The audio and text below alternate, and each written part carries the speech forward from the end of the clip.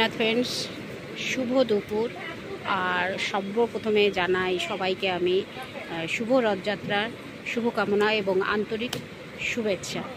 তো আশা করি আজকের দিনটি আপনাদের খুব ভালোই কাটবে, আর আমার কেমন কাটবে সেটা তো আপনারা দেখতেই পাবেন। সেটা দেখার জন্য থাকতে হবে আমার সঙ্গে।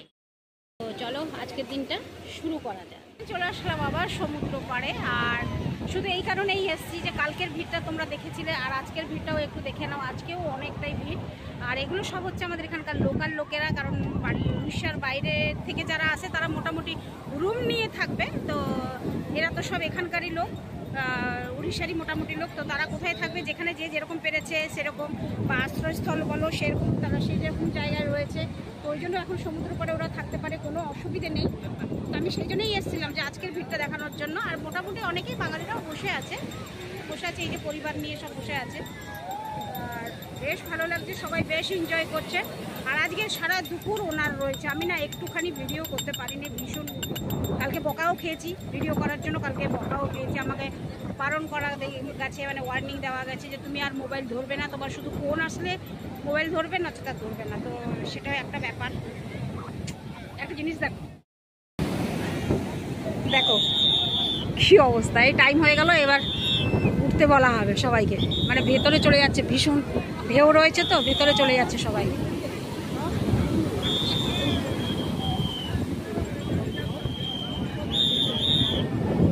সবাইকে ডেকে আনছে ঘাটে।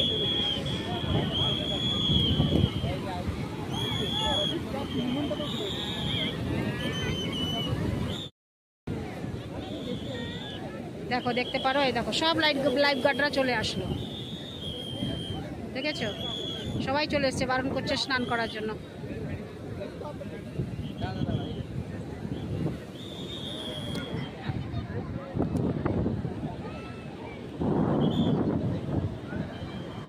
তাহলে যাওয়া যাক, আর থাকা যাবে না, অনেকক্ষণ হয়ে গেল।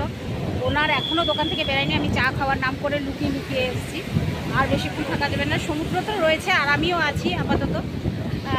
যখন পারবো তখনই আসবো, কিন্তু জাস্ট খালি আজকের এই ভিড়টা দেখানোর জন্য, তোমাদের কাছে এটা দেখানোর জন্যই এসেছিলাম। হয়ে গেল দেখানো, এবার চললাম। আকাশে কিন্তু মেঘ ভর্তি, জানি না কি অবস্থা হবে। আর তো আমি একটা জিনিস ঠিক করেছি, ভাবছি কি করব, আজকের ভিডিওটা পোস্ট করে দেবো কি করব না, কারণ এখন তো আমি আর যেতে পারলাম না রথের কাছে। আর ভেবেছিলাম রাত 10টার সময় যাব বলে, কিন্তু রাত 10টার সময় আমার যাওয়া হয়ে উঠছে না। দেখি যদি হয়, ঠিক করেছি রাত 12টার সময় যাব। রথের সামনে এটা পুরো ফাঁকা থাকবে, একদম নির্জন থাকবে রাস্তা, তখন সেই টাইমে গিয়ে আমি রথটা দেখে আসবো, এটাই ঠিক করছি। তবে এটা কি করব আমি জানি না, এখনও ঠিক করতে পারছি না। সময়টা হলে তবে আমি সেটা মানে সেই হিসাবে বেরোবো। তো চলো তাহলে এবার দোকানে যাওয়া যাক। দেখো লাইফ গার্ডরা আসলো, সবাইকে উঠিয়ে দিল, ডিউটি শেষ ওদের হতে চলেছে, তাই জন্য ওরা সবাইকে উঠিয়ে দিল। এখন আপাতত এই জায়গাটা কেউ স্নান করছে না, স্নান করছে ওই জায়গাটা, তাই ওরা ওপাশে গেছে। আর এই পাশে ওরা বারণ করা সত্ত্বেও আবার নেমেছে জলে, তো ওই জন্য ওরা আবার গেছে বারণ করতে। এই যে ওপাশে আবার গেছে বারণ করতে, ওদের উঠাতে গেছে। বারণ করলেও এরা শোনে না, বোঝেও না জিনিসটা। তো ফ্রেন্ডস দেখো, এখন রথটা না মোটামুটি সেরে সবাই ফিরছে এখন সমুদ্র পাড়ের দিকে। এখন বেরিয়ে পড়লাম দোকান থেকে, বাজে 9:30। আর 9:30 থেকে দেখো সব মন্দির থেকে ফিরছে। আমাদের দোকানও আজকে বন্ধ হয়ে গেল 9:30টায়।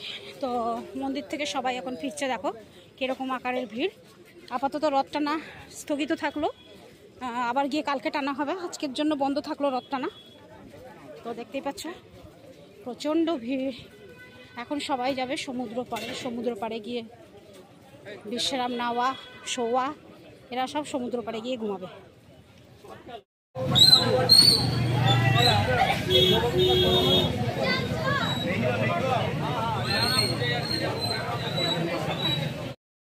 এখান থেকে নিয়ে নেবো, যেখান থেকে তরকারি নিয়ে আজকে সেখান থেকেই রুটিটা নিয়ে নেবো। বাবারে ভিড় দেখেছো, প্রচণ্ড ভিড় গো। এখন কোনো রকম আগে ঘরে পৌঁছে যাই, তারপরে একদম ফ্রেশ হয়ে মুখ চোখ ধুইয়ে ভাবছি কাপড় চেঞ্জ করে ড্রেস পরেই বেরোবো। তো চলো আগে নিয়ে নিই। মোর দেই দিয়ে চলে আসলাম বাড়ি এসে একদম ফ্রেশ হয়ে নিয়েছি, মানে গা হাত পা ধুয়ে নিয়েছি। তো এখন ভাবছি যে একটু পরে মন্দির বেরিয়ে যাব। কি করব, এখন ভিডিওটা পোস্ট করে দেবো, আগামীকালে ভিডিওটা দেবো রথের জিনিসটা নাকি, সেটাই ভাবছি। দেখি কি হয়, যদি হয় তাহলে আমি এক্ষুনি পোস্ট করে দিচ্ছি আজকের ভিডিওটা। কালকের ভিডিওটা আবার নতুন করে করব।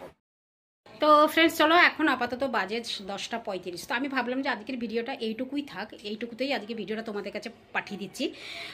আমি রাত 12টার পর যে ভিডিওটা করব, মানে মন্দিরের দিকে যাব, রাত 12টার পর যে ভিডিওটা করব বলে ভাবছি, তো সেইটা নিয়ে কালকে পোস্ট করব। তো কারণ নাহলে অনেকটাই বড় হয়ে যাবে, তাই না? আমি যখন 12টার সময় বেরোবে তাহলে এখনই ভিডিওটা তোমাদের কাছে পাঠিয়ে দিই।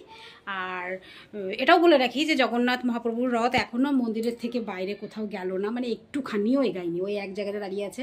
আমি অবশিষ্টটা ওখানে গেলে তোমাদেরকে সম্পূর্ণ বলে মানে দেখিয়ে দেবো। আর বলরাম সুভদ্রার রথ একটু একটু করে এগিয়েছে, ব্যাস ওইটুকুই। কালকেও আবার রথ টানা হবে।